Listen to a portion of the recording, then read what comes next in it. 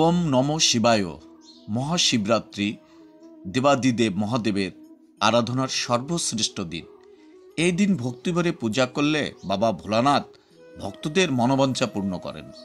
দেবতাদের দেবতা মহাদেবের সবচেয়ে প্রিয় উৎসব মহাশিবরাত্রি পালন করা হয় ফাল্গুন মাসের কৃষ্ণ চতুর্দশীতে।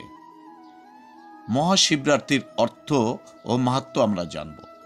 শিবরাত্রি শব্দটি দুটি অংশ থেকে গঠিত, শিব এবং রাত্রি, যার অর্থ শিবের জন্য রাত্রি। পুরাণ মতে এই বিশেষ দিনেই দেবী পার্বতীর সঙ্গে দেবাদিদেব মহাদেবের মিলন হয়। এটি শিব ও শক্তির মিলনের পবিত্র উৎসব। পুরাণ, বেদ এবং হিন্দু ধর্মীয় শাস্ত্রে বর্ণনা করা হয়েছে ভগবান শিবের মাহাত্ম্য।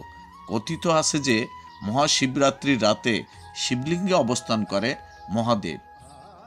এই শিবরাত্রি কেন পালিত হয়? পৌরাণিক কাহিনী অনুসারে মা পার্বতী ভগবান শিবকে স্বামী হিসেবে পাওয়ার জন্য কঠোর তপস্যা এবং বিশেষ পুজো করেছিলেন। ফলস্বরূপ শিব মহাশিবরাত্রির দিনে দেবী পার্বতীকে বিবাহ করেছিলেন। এই কারণে মহাশিবরাত্রিকে অত্যন্ত গুরুত্বপূর্ণ এবং পবিত্র দিন হিসেবে বিবেচনা করা হয়। আসুন 2025 সালের মহাশিবরাত্রির তারিখ ও সময় আমরা জেনে নেই। 2025 সালের মহাশিবরাত্রি পালিত হবে 26শে ফেব্রুয়ারি বুধবার। তিথি শুরু হবে 26শে ফেব্রুয়ারি সকাল 11টা 8 এবং শিব চতুর্দশী তিথি শেষ হবে 27 ফেব্রুয়ারি সকাল 8টা 54। পুজোর উপযুক্ত সময় প্রথম প্রহর 26শে ফেব্রুয়ারি সন্ধ্যা 6টা 19 থেকে এবং পূজার শেষ সময় নিশিতকাল।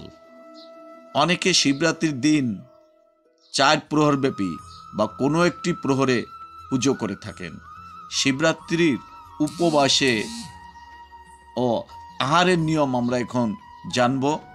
শিবরাত্রির উপবাসের আগের দিন সংযম পালন করা প্রয়োজন। মহাশিবরাত্রির ব্রত পালন করার সময় নির্জল উপবাস করুন।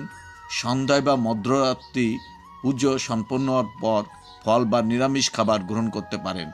সিদ্ধ চালের ভাত বা আমিষ খাবার খাওয়া নিষিদ্ধ। আতপ চালের সিদ্ধ ভাত খাওয়ার নিয়ম রয়েছে। ময়দার তৈরি খাবার গ্রহণ করা যেতে পারে, তবে সৈন্ধব লবণ দিয়ে রান্না করতে হবে। সাধারণ লবণ এদিন বর্জনীয়।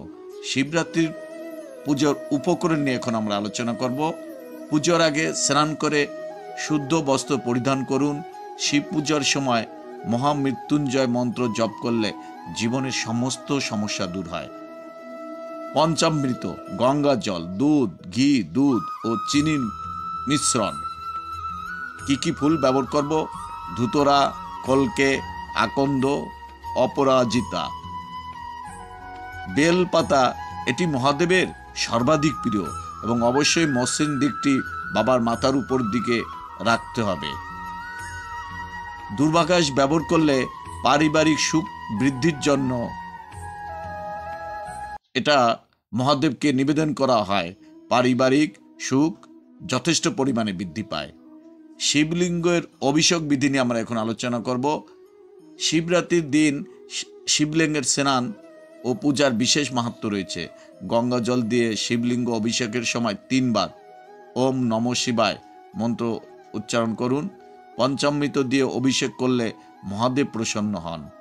দুধ, ডাবের জল দিয়েও অভিষেক করা যেতে পারে, তবে পরে পরিষ্কার জল দিয়ে শিবলিঙ্গ ধুয়ে নিতে হবে।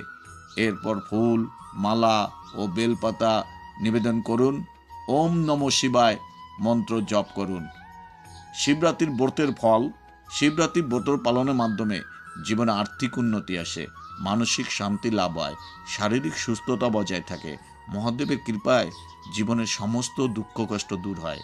ওম নমঃ শিবায়। মহাদেবের কৃপায় সকলের কল্যাণ হোক। আমার ভিডিওটি ভালো লাগে সাবস্ক্রাইব করে পাশে থাকার অনুরোধ রইল। ধন্যবাদ সবাইকে।